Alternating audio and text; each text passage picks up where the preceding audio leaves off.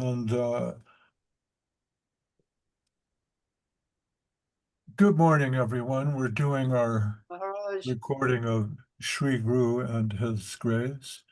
And it may seem that I'm taking a long time to get through this book. Really, it's 176 pages. 100 it's 160 if you follow the numeration of the book, but it's 176 with the illustrations and front matter and all that. I know this because we calculated the number of pages, and when you print something, uh, they do it in multiples of 2, 4, 8, 16, 32, like that. So this came in 11 times 16 sheets. You know, it was 176. That's how we calculated it. But my point is, this book actually took us about 2.5 years from start to finish, from making the recordings of Srila Sridhar Maharaj to having the printed book in hand. And so it was 2 years of carefully uh, looking at everything that we felt uh, would best be gathered together in the publication and offered to Srila Sridhar Maharaj for his ultimate approval and for the approval of Srila Govinda Maharaj. And that was done. And this book, Sri Guru and His Grace, of course, it has been translated into French, um, Roshan. German, Italian, uh, Russian, Ukrainian, um, and Chinese and Portuguese, among other languages that I can think of. Also, reprinted by Sri Chaitanya Saraswat Mat in the time of Srila Sridhar Maharaj, as it had been translated back into Bengali. And we considered that as our greatest um, compliment to the work done by myself and Goswami Maharaj and our whole team over at Guardian of Devotion Press, including Udamanyu Prabhu, uh,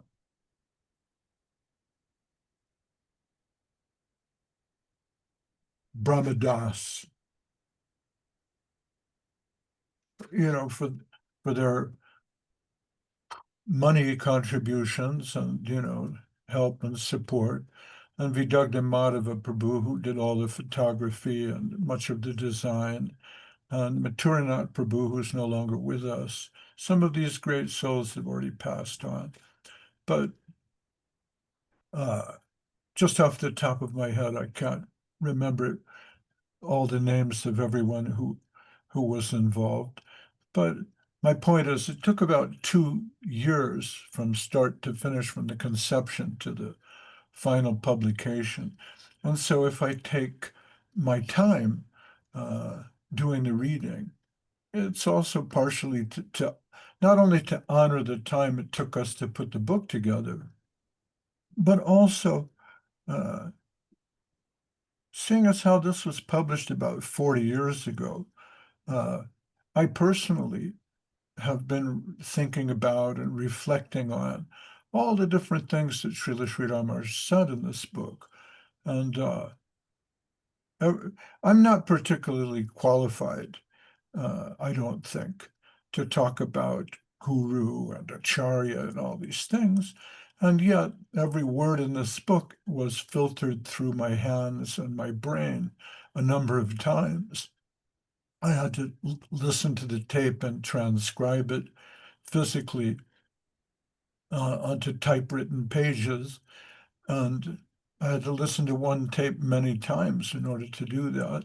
And then I took the transcribed pages, and in those days we had a very old computer that would only display 3 lines of type.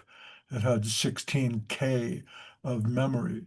And I had to wrestle with that thing and type in all the transcripts and then print it out and look at what we'd done and try to make a few minor corrections so that Srila Sridhar Maharaj's argument was more coherent and cogent, things like that. But we tried not to touch the meaning.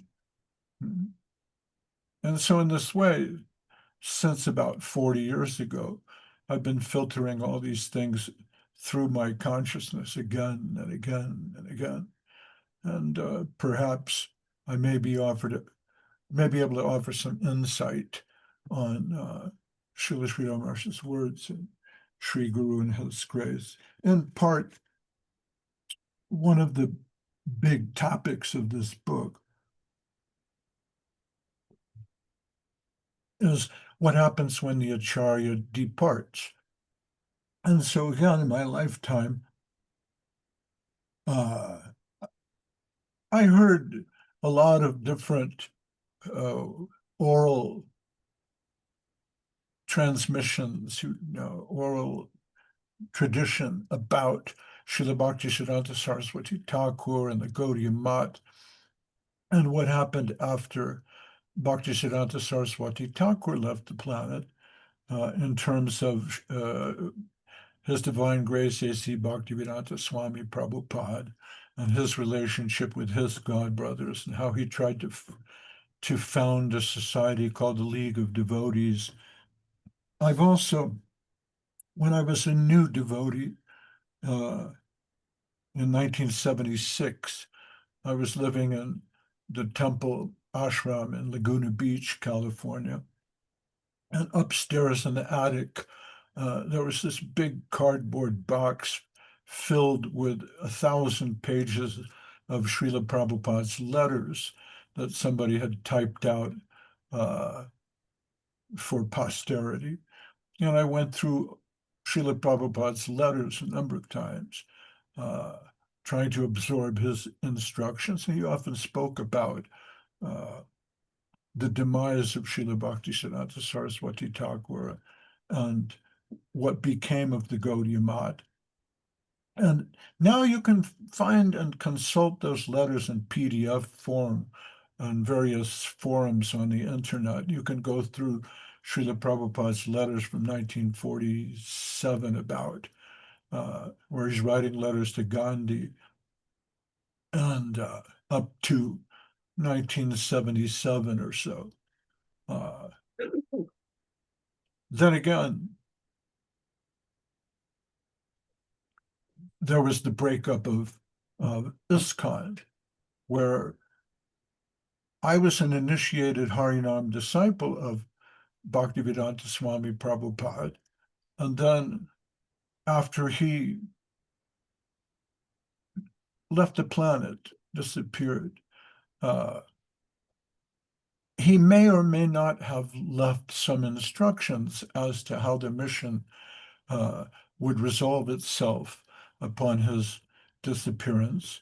And some of his disciples took it upon themselves to try to continue to lead the mission. I liked the idea that I could perform archan, but as I was a mere Harinam disciple, my god brothers would not permit that. They said, well, you're not qualified. You need the sacred thread mantra initiation. And in order to serve Srila Prabhupada properly, I thought, well, I'll have to do that. And, where am I to get this kind of initiation? And they all recommended Rameshwar Maharaj, who had distinguished himself in service by publishing all 18 volumes of the Sri Chaitanya Charitamrita. And as I was pushed by my godbrothers, and as I myself felt my service is incomplete unless I can perform archan, then I took mantra initiation from Rameshwar Maharaj. But as it turned out, later,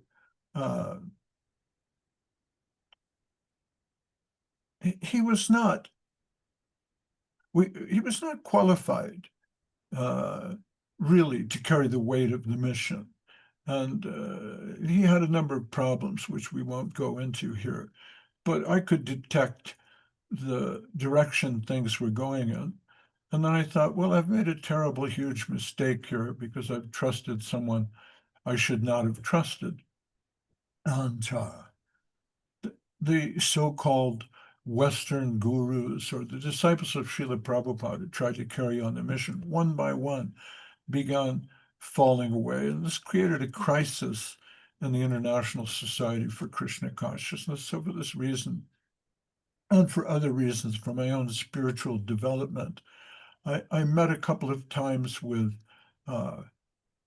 some followers of Srila Sridhar Maharaj who were in Los Angeles. There was one devotee named Dayalu Dulal, and he had these tape recordings. We used to go over to his house and listen, and we were just astonished at the depth and wisdom of Srila Sridhar Maharaj.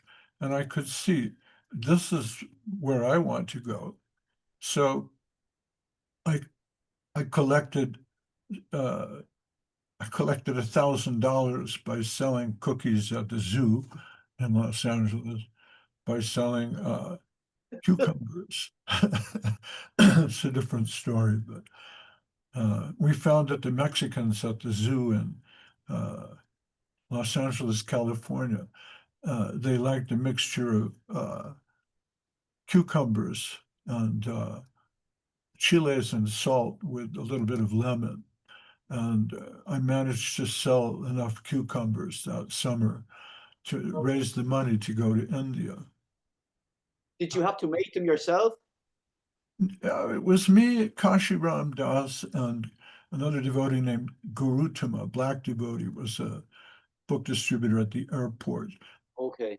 The three of us together went to India in 1981, and we stayed at the home of Bhakti Charu Swami for a bit, and then took the rickshaw. We did the train and the rickshaw and came to the Sri Chaitanya Saraswat Math in March, I think it was, around the time of Gaur Purnim, 1981, as best as my memory can serve me.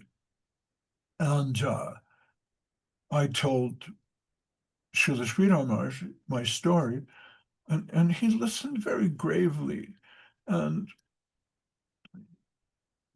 took me very seriously, but at the same time, he could understand that if he went so far as to initiate a disciple of one of the ISKCON gurus, that would be something like a declaration of war. He didn't really want to cross the line into that territory.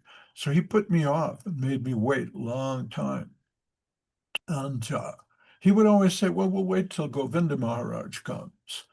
And I was starving myself eating that sort of very fat horse rice, very fat red grains. It's like the cheapest rice you can buy in the rice market there in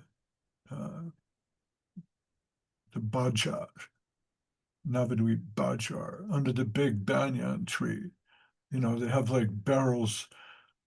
They have this section in the market where there's barrels of rice, and the very finest is the Govinda Bhog, and the very worst is like just cheap horse rice, they would feed to horses. And that and stick sabji, they made this sort of a vegetable that was, I don't know, it tasted like sticks. I think you might have tried it before. You pull it with your teeth, and there was a little bit of something green on there.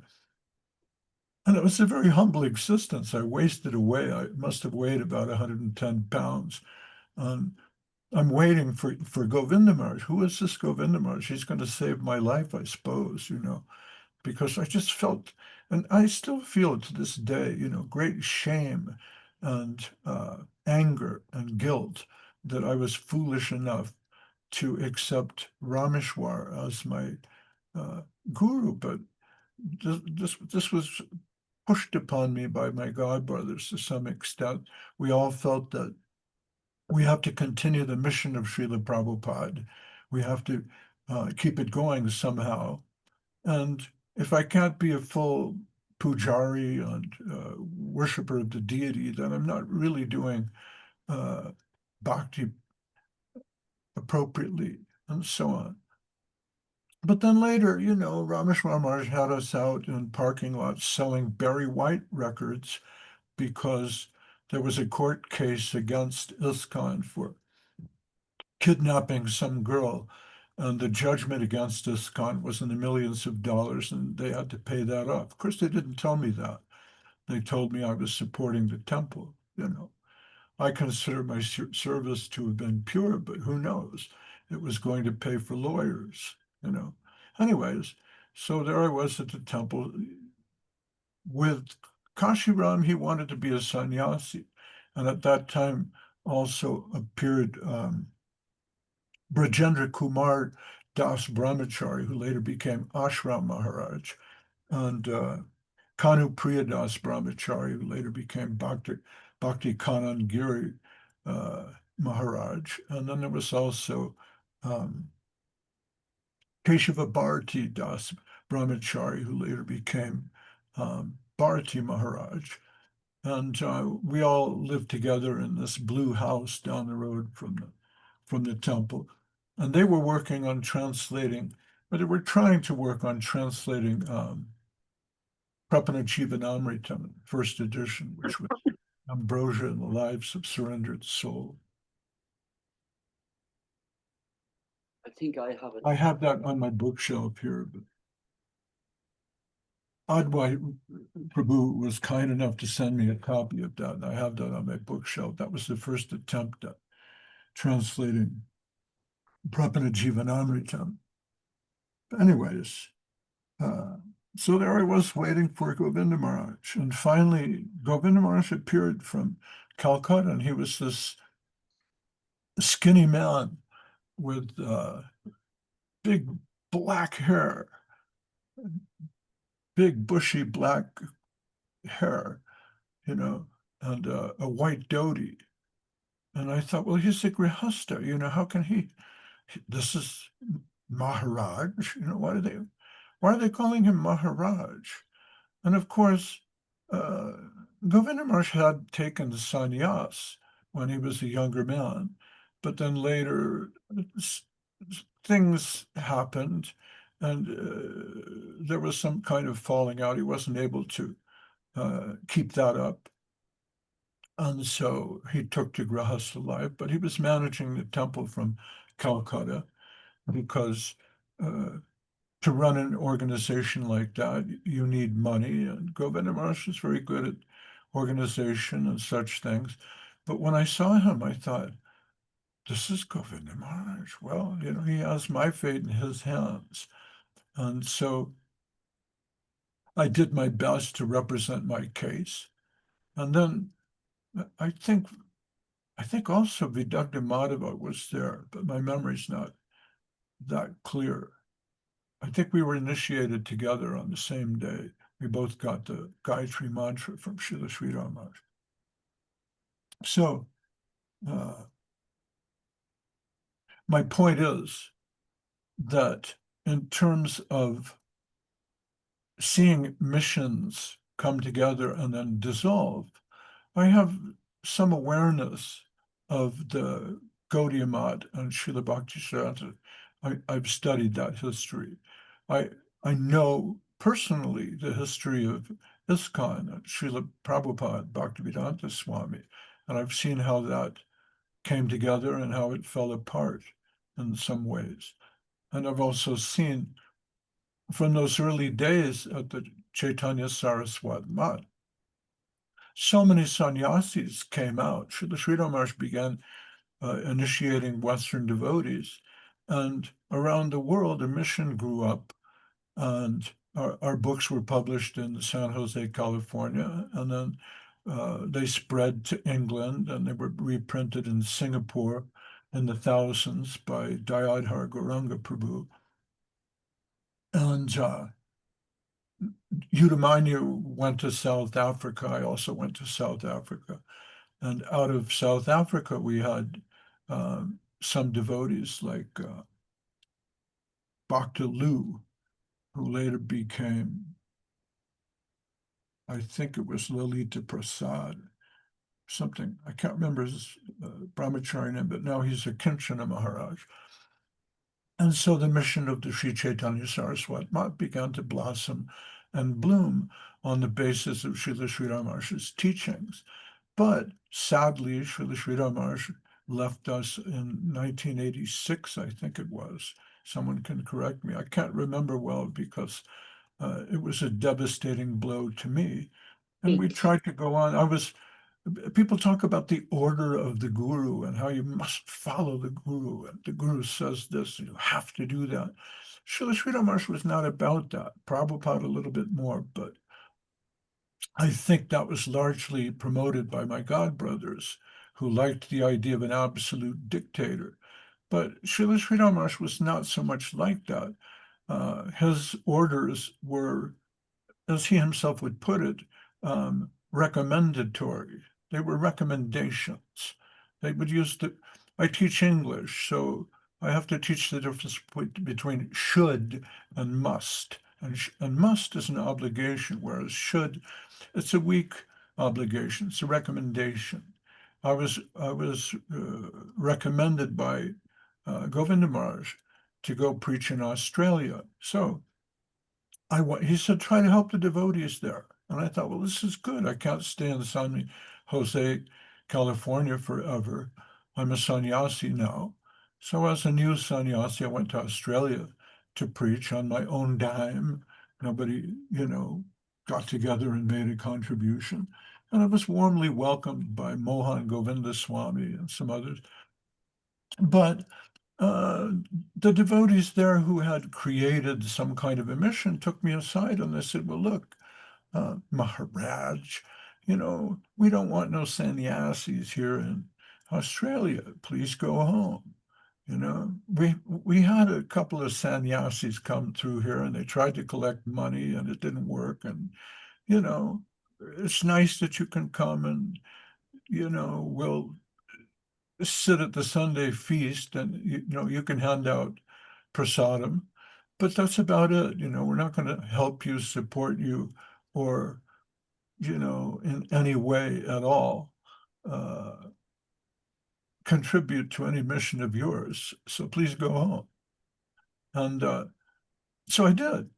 Now, you might say, well, you violated the order of Govinda Maharaj. Govinda Maharaj ordered you to go to Australia. Not really. He just looked at the situation and thought, well, that could work out. Here's a man who needs a preaching situation. There's people in Australia who could use somebody stable. He's willing to go and help out. Give it a go. Try and do it. And that was Srila Govinda Maharaj. He was someone who was not afraid to take some risks and make some innovations. But then if you look at what I'm leading into here is the idea of the succession. Who was it that was to succeed Bhaktisiddhanta Saraswati? Well, apparently he didn't really give any recommendations.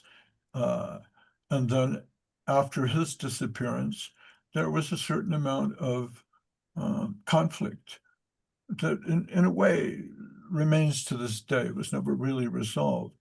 There are those who will say, well, the Āchārya should be self-effulgent. So he will appear among the disciples. Others say, no, he must be authorized. Others say, well, there's nothing to say that an appointment as such is the perfect word of divinity. An appointment is a recommendation.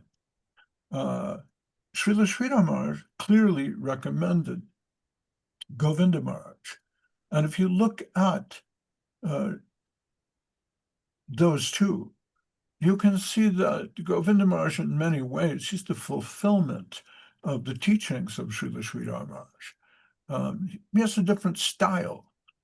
Srila Sridhar Maharaj was very grave. He was very serious. He was very deep. Govinda Maharaj was a much gentler soul in a way, a sweeter man. Had a great sense of humor. He was jolly. He was funny. He liked to laugh and tease people. And I was sitting at prasadam with him one day at the table, and I was at that time wearing saffron as a sannyasi, and he was wearing white as the grihasta in charge of everything. But we were sitting at the table. We had a table upstairs in his room. He had a little veranda outside there. And we're taking prasadam, and there was a fly, and the fly was flying around. And Govinda Maharaj would point to the fly, and he would say, "Go to Mahayogi, go to Mahayogi." And the thing is, Srila Govinda Maharaj had a certain mystic power over animals. He knew this. He told me this on a few different occasions. He had a dog named Jimmy. He told me, "I am thinking we must give Jimmy some meat." And I thought, meat? Govinda Maharaj, how can you? He says, "But he is not ferocious. He must guard the temple, and to guard the temple, he must be ferocious." So I'm thinking, this is his food. We must make him more ferocious. We need to give Jimmy. Anyway, he had some kind of a special magic with the monkeys that surrounded the temple, and and the strange exotic birds that filled the air around the mango tree. And so when he pointed to the fly and he said, "Go to Mahayogi," he knew what he was doing. And the fly invaded my food, So, but anyways, Govinda Maharaj, he was, Srila Sridhar Maharaj would never do such a thing. See, they had a different personality completely. Srila Sridhar Maharaj was just bathed in the Shastras, you know. He, he existed on an entirely different plane, but just like Vamana Dev, he touches the higher world and the lower world and everything in between. So Govinda Maharaj, he could keep a foot in the world of circumstance and temple management, that sort of thing. At the same time, he was absorbed in the light and the higher world, and Vrindavan, and so on. So while they may have had different styles, they were both on the same wavelength. They were both coming from the same place. You see what I mean? And so you can take it that Srila Sridhar Maharaj appointed Govinda Maharaj, or he recommended him, but that it played itself out perfectly. The person he recommended was expert. Sometimes the director, the orchestra director, the conductor, he has to take a break for some reason. So he turns to the first violinist and he says, "Okay, take over. I need to take a break." And the first violinist, usually he can play the piano, he can probably play a couple other instruments, and he knows the score perfectly well. He's been through it with the entire orchestra many times. So like that, there's not much of a gap between a great conductor and his first violinist. You could take it the relationship was something like that. After Govinda Maharaj, I don't know. I'm old now.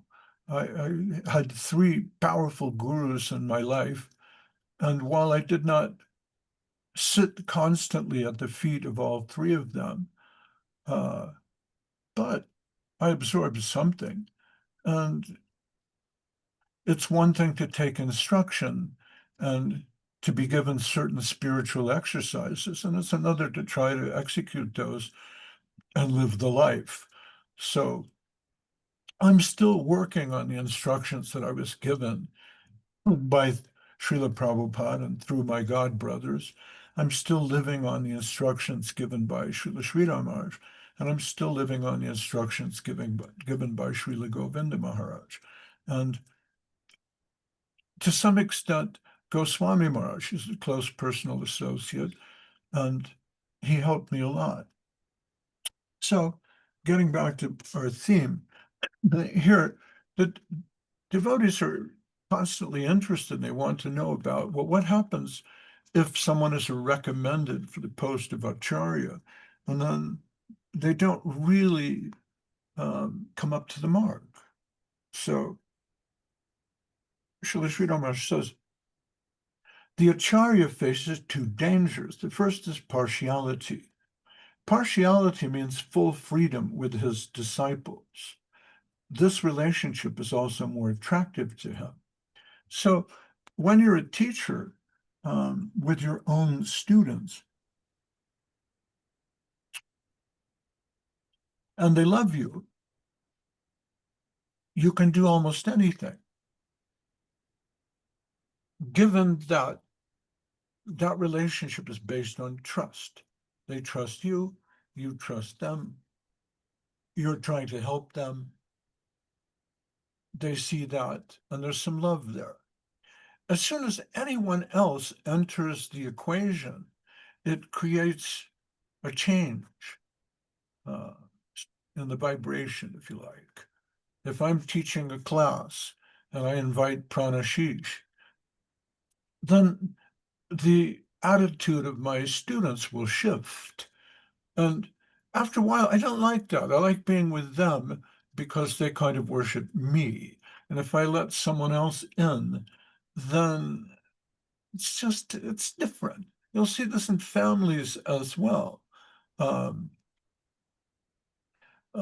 Sometimes the children, they like mommy for something.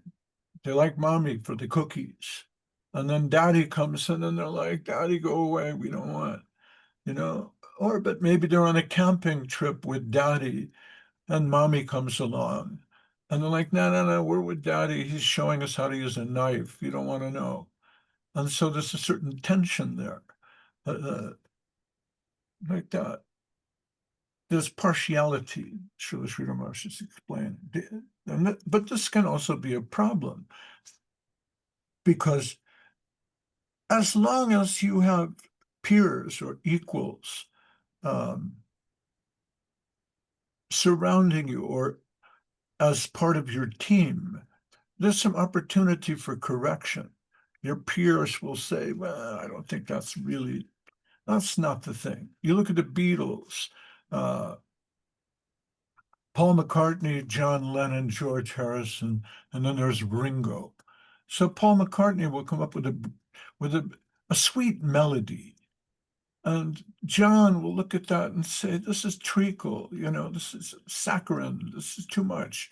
You have to put something darker in there, or something stronger, and he'll put in a bitter note. So there's milk chocolate and there's bitter chocolate, and the Beatles were more like bitter chocolate, which is somehow better because it's sweeter. Milk chocolate is for babies, it's for children, So then John would come up with something and show it to Paul. And Paul would say, well, this is too dark. You have to lighten it up, put a little more melody in there, make it sweeter. So the collaboration between the two of them is really great. Whereas if you look at John's, solo career, it's good, but it's not the Beatles. And if you look at Paul's solo career, you go, well, it's pretty good, but it's just not the Beatles. George Harrison, the same thing, but together, collaborating, they had something that was more than the sum total of its parts. So your peers can help you. They can correct you. Through collaboration, you can grow even more than you could on your own. Whereas if you're set up as the guru and nothing that you say can ever be wrong, you run the risk of believing your own propaganda. And that's a very dangerous thing, partiality. That's like a big danger. And the second danger, he says, is deviation. And then again, it's natural that if you decide, well, I can't trust my God brothers, I can't really trust anybody, I'm the only one who can do this, you may become deviated. You may gradually wander off the path, start creating your own path. And that might be good. It depends. Sometimes there's trailblazers, who create their own. They create their own path. Pioneers. And suddenly that path becomes the Camino Real. That becomes the king's way. Everybody wants to follow you. Rupa Goswami, our line. It's not the Madhvacharya line, really. There's a distinction there. Madhva, he loves Vishnu. He loves reverence. Rupanuga, it's a different Camino. It's a different path. So sometimes moving in a certain direction, it may be for the better good of all. But Srila Sridhar Maharaj here, he's discussing deviation in a darker way. So deviation and partiality, these two things can take down the Āchārya. These are the two enemies of an Āchārya. And we should note the word Āchārya, it means not only a teacher, but someone who teaches not simply with his words, but with his actions as well. He's a great example. And his words are not simple. His words are very deeply ensconced in the Shastras. He has a very, I don't like to continue using the word deep so much, but he has a command of the scriptures. It's not superficial. He's not simply repeating the Lord's Prayer or the Boy Scouts pledge or something. If you ask him about anything regarding the faith, he can provide you with profound ontological truth. This is the Āchārya. Whereas a guru, he may basically understand what's happening, and he's strong enough that he can teach that. There's a famous physicist, Richard Feynman. He had something to do with the atomic bomb. I don't know exactly what. Haven't read him deeply, but I've touched on some of his ideas. And he says that if you understand something, you should be able to explain it in simple words. You should be able to explain it to a 5-year-old. Otherwise, you don't really get it. And it's an interesting principle in teaching, in physics as well. If you try to explain the, Higgs boson particle or something, you should be able to explain that to a 5-year-old boy. And if you can't, there's something wrong with your understanding. So the ability to take a complex idea and break it down and make it simple for someone who has no understanding, that's a particular gift. And guru means that he's capable of doing that. It doesn't mean that we need to have slavish devotion to anyone who professes himself to be guru. The absolute test of whether one is a Vaishnava guru is a very simple thing. A real Vaishnava guru will not criticize other devotees. It's very simple. If there's someone who says, I am guru, Guru is God. Sakshat Dari Veda Samasta Shastra. You must worship Guru as God, and I am the Guru.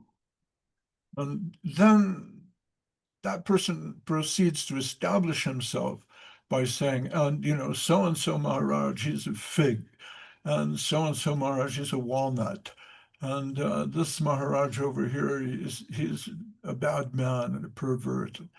This is not our teaching. This is not what the Guru does. The Guru elevates. You don't elevate yourself by pushing everyone around you down. So, that would be like the number one mark. And if you look at Srila Govinda Maharaj's last instructions, which are given in a letter, he says, respect the other Vaishnavas. Do not do Vaishnava Ninda. And you can say, well, okay, kirtan means a fight. But it's not a fight with the other devotees. It's a fight with your ego, The point of taking the Hare Krishna mantra is not to show other people I'm better at the mantra than you are. It's not a competition.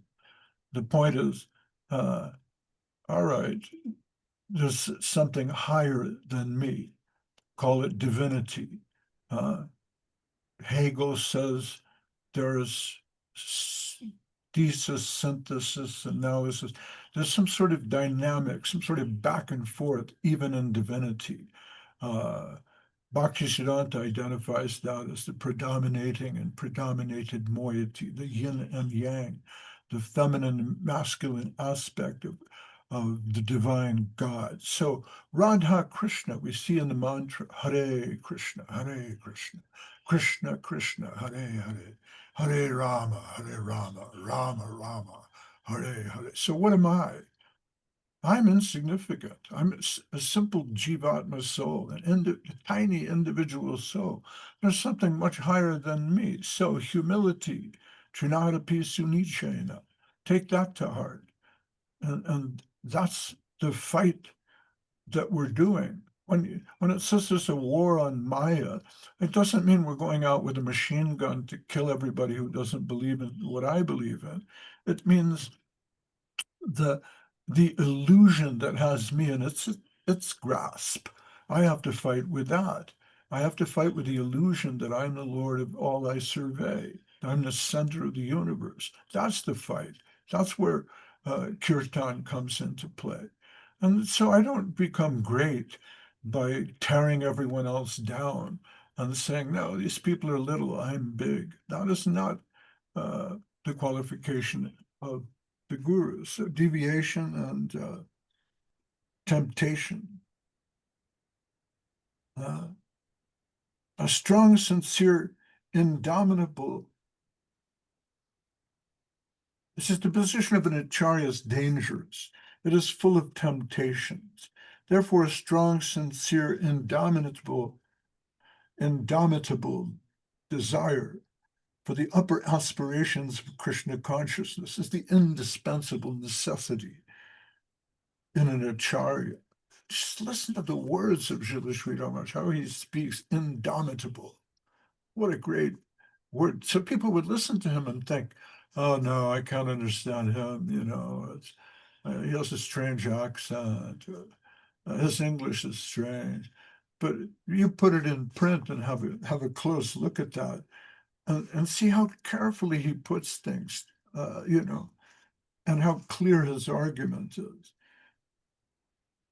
A strong, sincere, indomitable desire for the upper aspirations of Krishna consciousness is the indispensable necessity in an Āchārya. Otherwise, he can't maintain his position. He will go down.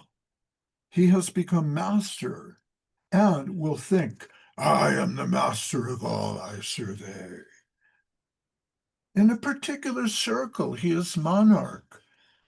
And monarchy can bring madness. That is a great temptation. So he's discussing the problem of ego, Āchārya Abhiman. And it's a very strange dichotomy in that You can't be a teacher unless you think, well, okay, I know this. Other people don't. They're asking me to say something. Okay, so I guess it's me, and then you get on the pulpit and you start to say, all right, this is the truth. Here is what is written. Take this to heart. But the problem is the same ego that leads you to be able to do that is the same ego that can tear you down. Once you look out on the multitude and they're looking up at you as if you're God or something, and you go, oh my God, I'm doing it. Maybe I am Sakshat Dari. I'm the master of all I survey. In a particular circle, he is monarch, and monarchy can bring madness. That is a great temptation. If one is not sufficiently conscious of this fact, he will not be able to maintain his position. So you have to be metacognitive enough to be able to look down on yourself in front of the multitude and think, who is this guy? Are you for real? Are you sure that you really want to do this? Take a step back. For one who has monarchy over men and money, it is very difficult to maintain a position as a servitor. The ego of mastership, which is generally found within all of us, comes to attack the guru. So, in Christian parlance, they say, well, that's the devil. The devil made me do it.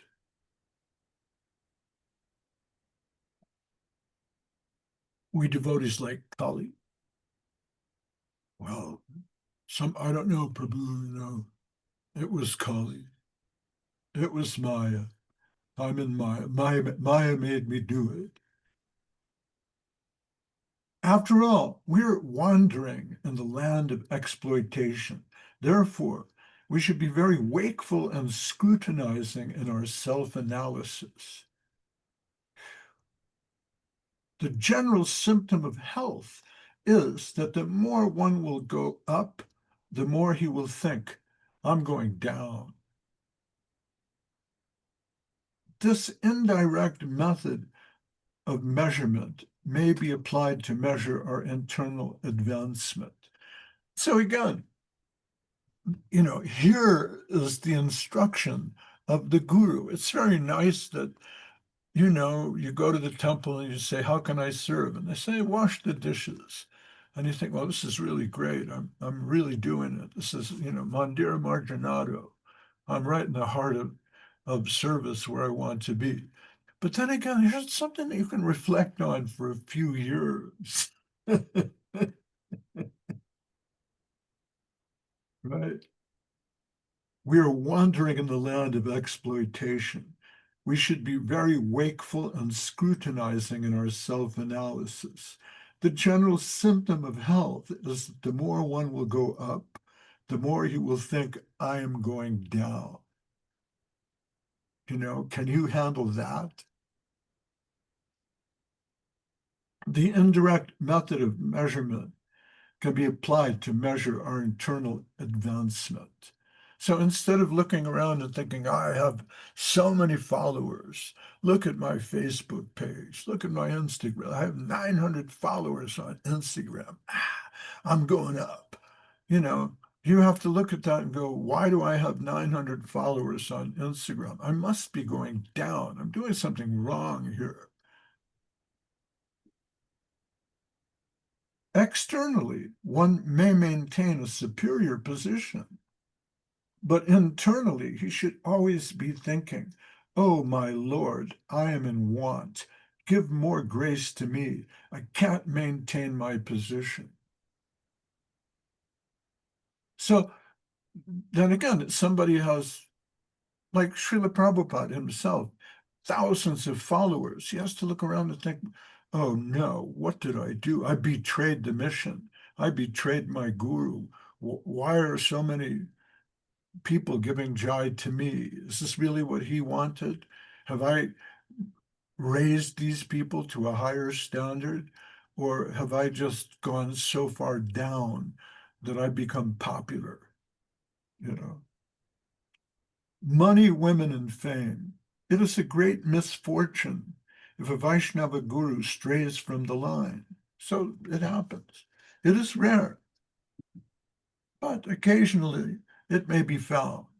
Generally, the symptoms of deviation fall into three different classes: Kanaka, Kāminī, and Pratiṣṭhā.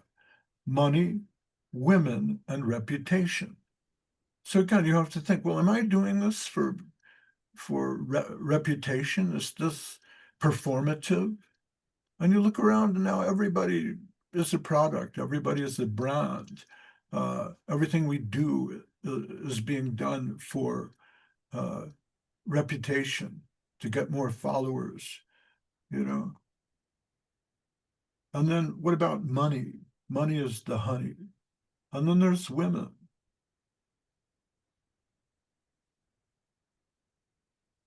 First, a guru loses his attraction for his own guru. And Shastra Upadesh, the advice of the Shastra. Then what he previously expressed, quoting the scriptures and the words of his own guru, gradually becomes absent in him. His attraction for the higher thing fades. That is Pratiṣṭhā, prestige. So you begin thinking, well, I don't really need, there's some tradition, I can't remember if it's Hindu or Buddhist, where once you get what you need from the guru, you kick him away. The guru is like a ladder to get you to a higher place. And when you get to that higher place, you kick the guru away. Or there's some tradition that says, if you meet the Buddha on the road, kill him. I'm sure you've heard that. If you meet the Buddha on the road, kill him. Why? Well, the idea there is that when you're enlightened, you no longer need the Buddha or his teachings. And so if you run into somebody who's representing themselves as a teacher, you're already beyond that. So get rid of that person. So that's Pratiṣṭhā, Srila Sridhar. Kanaka, Kāminī, Pratiṣṭhā. Money, women, and fame.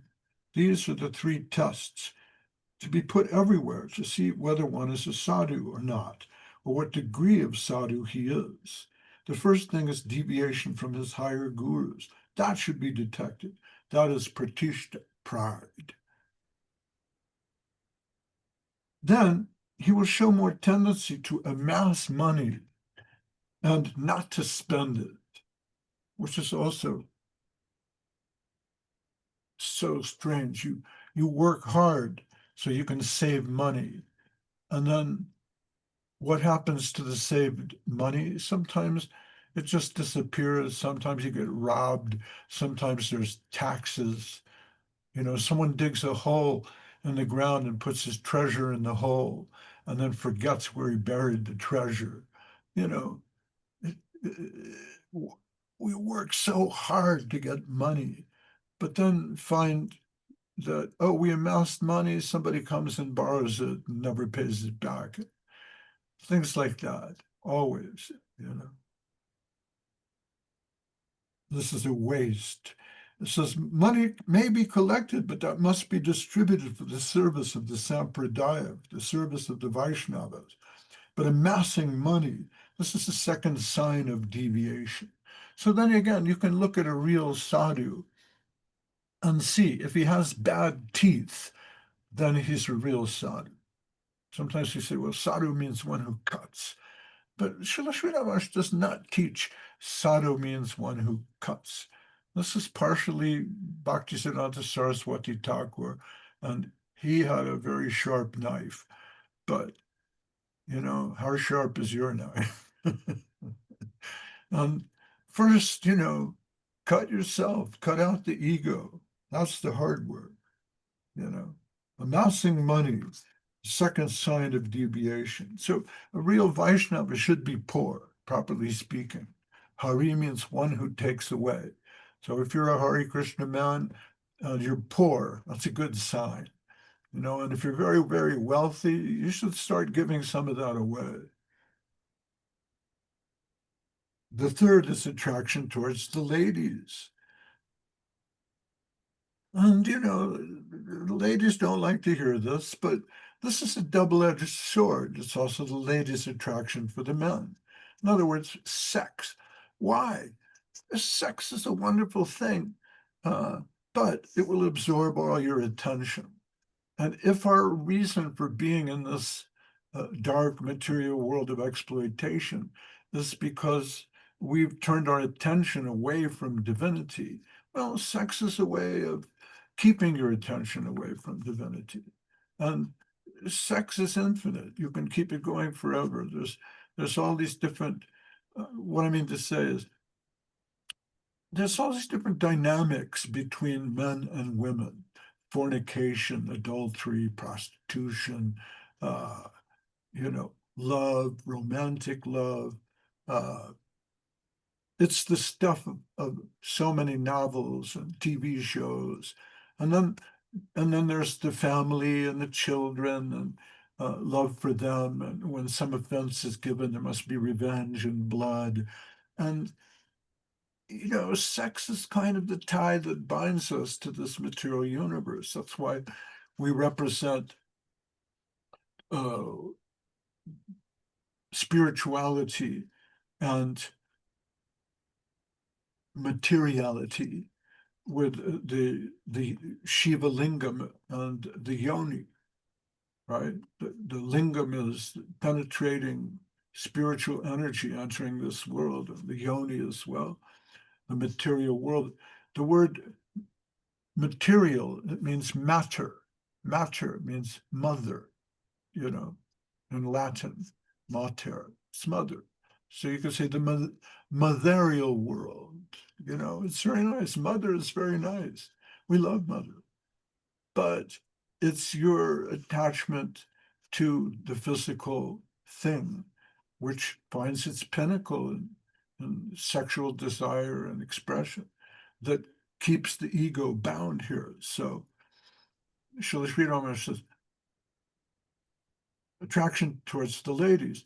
Of course, he may come in connection with money and women, and also with the honor from his disciples. That is also necessary, but only for the purpose of divine object, divine aim, not for himself.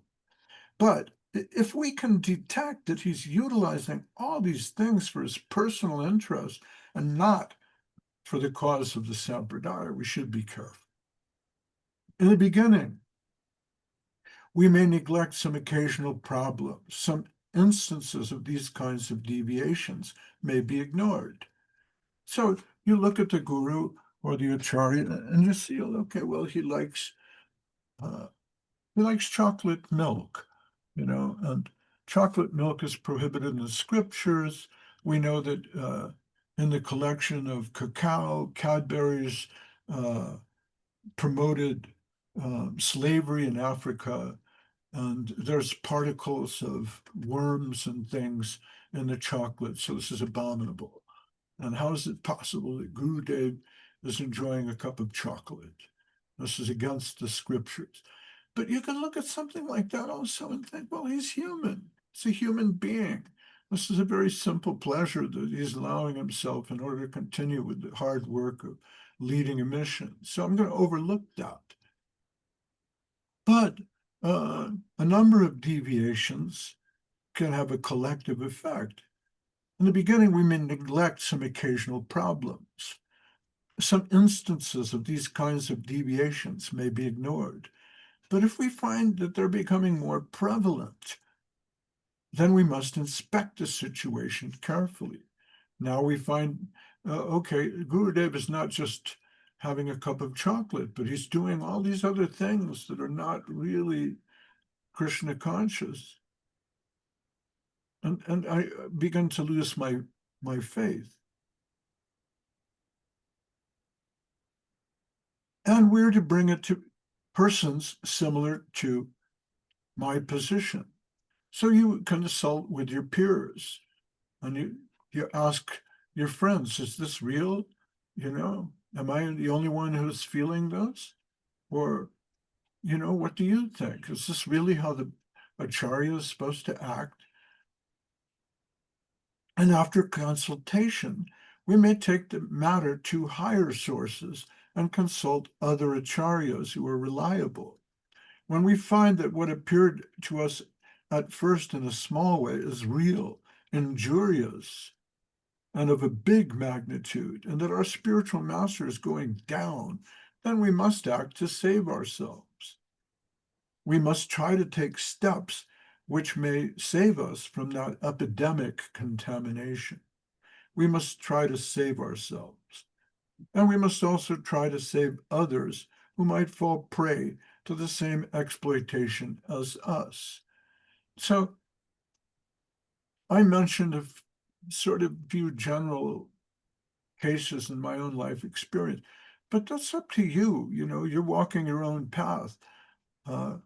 I don't want to engage in Vaishnava Ninda and say, well, you know, we must roundly reject so-and-so.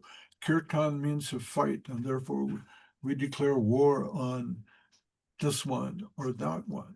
You know, really, this is a battle with our own conscience and our own ego. And we do our best to take guidance from the best. That must be done in all sincerity. There is the possibility. It is mentioned in the Shastras, and so many practical examples are also there. Srila Maharshi always goes back to the Shastra. So, for example, he'll give you the example of Shukracharya, when Vishnu appears to Bali Maharaj. And Bali Maharaj comes from a family of asuras. They're nominally demons. But he's inclined to give everything to this dwarf Brahmana, Vamanadev. And his guru tells him, don't do that. Are you out of your mind? You're going to lose everything. And it's interesting, Shukra, it means semen, it means sperm. So spermacharya means he's connected in a spermazoidal way. He's connected in a genetic sense as a Brahmin to other Brahmin families. And this is his qualification. But he's not to be taken seriously as a divine guide, especially when here's someone on the point of surrendering completely to Vishnu, and the guru is saying, oh, don't do that. You're going to lose. So there in that section, I think it's in the 8th canto of Srimad Bhagavatam, you'll find the story of how Bali Maharaj, he rejects the advice of Shukracharya. He thinks, no, he's telling me wrong information. So he says, it is mentioned in the Shastras, and so many practical examples are also there. So we must not make progress in a slumber, but we must go forward with our eyes always open. So in the sense that Guru Dev is providing you with some tools to develop your own criteria.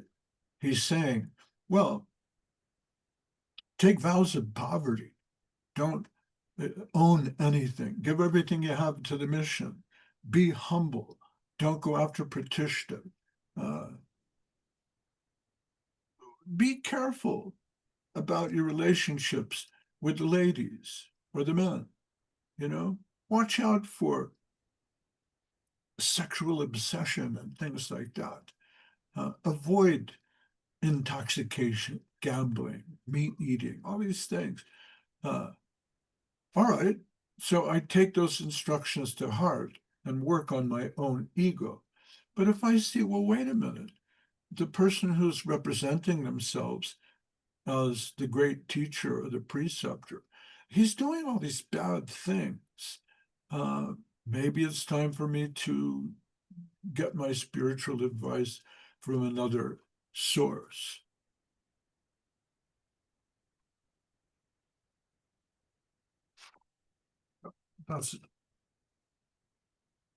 That's about an hour. I was thinking of metaphors, to try to understand. I always do that. That's how I think. So I had this problem with the electricity here, the electricity was doing this. And then I lost the electricity. And then it came back and it was doing that. So, of course, my wife tells me, okay, you have to fix that because I'm the man. So I got my screwdriver and checked the breakers, and went about the house looking at the wires, but I can't figure anything out. I'm not qualified. And so she has this man she calls who comes, he's a plumber and an electrician and kind of fix everything man. He charges about $5 for a day's work. And we called him up. And he came over on his bicycle with his box of tools and the screwdriver and a pair of pliers. And he has a voltmeter, which I don't have. And he checked the voltage. And he told us, yeah, there's a big fluctuation. It goes from 100 to 120 back to 110. And we said, well, is it the wiring in the house? And he said, no, I don't know. I think it might be from outside. Okay, so we paid him his $5 and called up the electric commission. And normally they take like a month to come out, but the guy was there in the same day because in a different part of Mexico here, uh, the residents got angry with the electrical commission and they tied him down to a tree. They called the guy out and he came out like 3 weeks later and they were so angry they tied him to a tree and left him there. So this man was more attentive. And what he did was he got up on a ladder in the rain and changed the main conduct wire that goes from the pole into the house.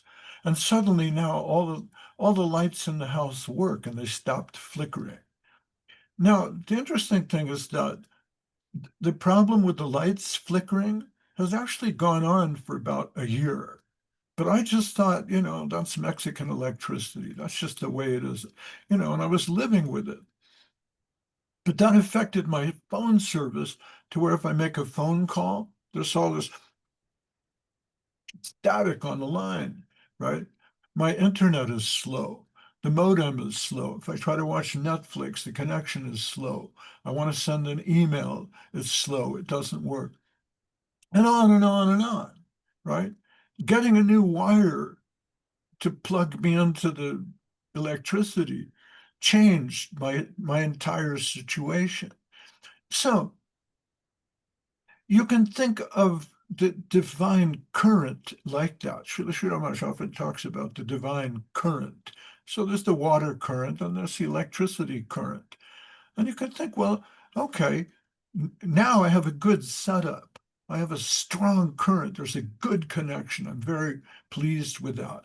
But before I had a weak connection, but there was some electricity coming through.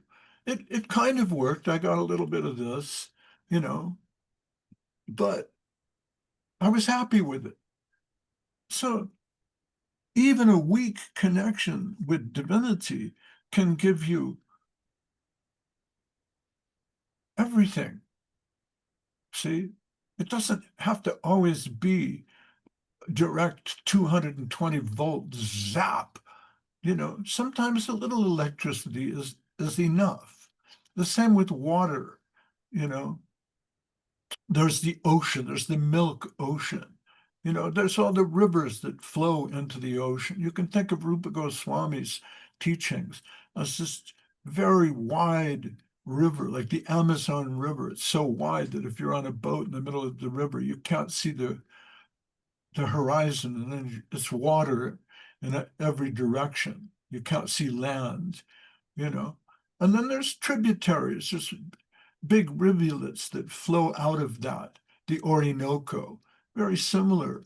The Magdalena, they're also big, big rivers. So like in India, you have the Ganga and the Narmada and the Godavari. There's such big rivers, you can't see the end of it. And then there's little streams, you know. So you may be satisfied with the water from a small stream as long as it's fresh and it's running, right? Some gurus are like underground springs. They're hidden. I was in Costa Rica once, walking by the beach, and we had to come over a mountain to get down to the beach. Beautiful beach, rainforest. And while you're on the mountain, there's a sign, and it says, potable water this way. There's drinking water. Follow the sign. You come over the trail, and like 2 miles later, you come down this rocky trail filled with, liana vines and big overgrown uh, trees, cocoa palms, and all that. Now you're on the beach, and there's another sign that says drinking water over here. And you look around, it's just an abandoned beach as you follow the sign. And then about 200 yards on, there's a sign that points down that says, here's your drinking water. And you look and there's nothing there. You go, what are they talking about?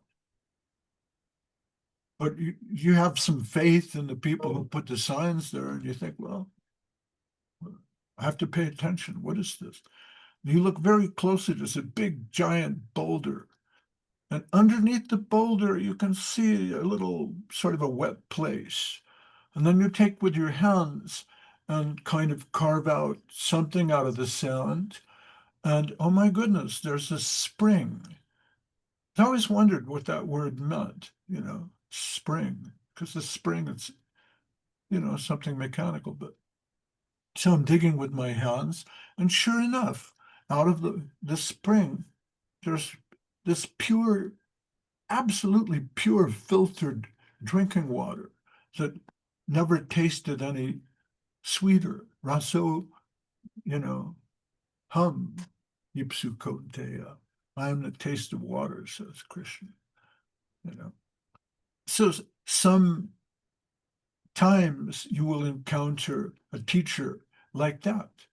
He's a hidden spring in the middle of some rocks in the forest somewhere. Nobody else knows about it, but you can drink there continually for the rest of your life. It's not exactly the ocean, you know.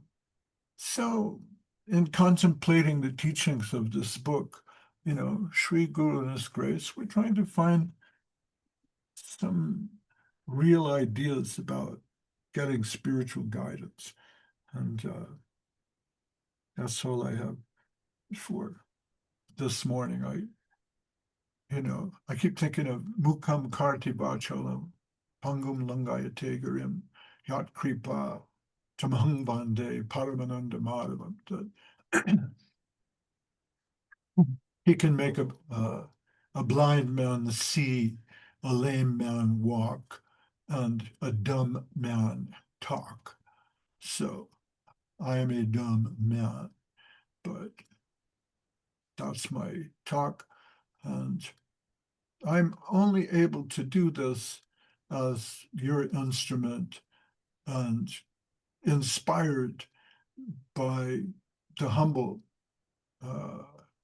spiritual energy of all of you that forces me to somehow make some words come out of my mouth. So I hope this is useful to you. And if I said anything objectionable, please forgive me for that. And pray for my dark soul that I do not go down.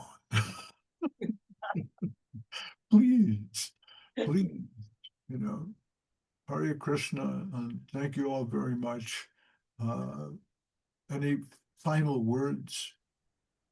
It's a lot of talk, it's a lot of gas passing through my lungs, I don't know if my words give you any comfort or solace. Nothing? That's it? Okay. Kanishi says a question. Okay, I give jai to all of you and Gaura Bhaktivinoda ki jai. And if anybody's out there listening, thank you for listening and supporting our talks about Sri Guru and His Grace. This podcast, broadcast, YouTube video, TikTok, Facebook, whatever, It's coming to you completely free. So if anyone charges you any money or donations or something for this, don't trust them. Bye-bye. Hare Prabhu, How do Hare you? Jai, Hare Prabhu ki Jai. Dandavad. And that's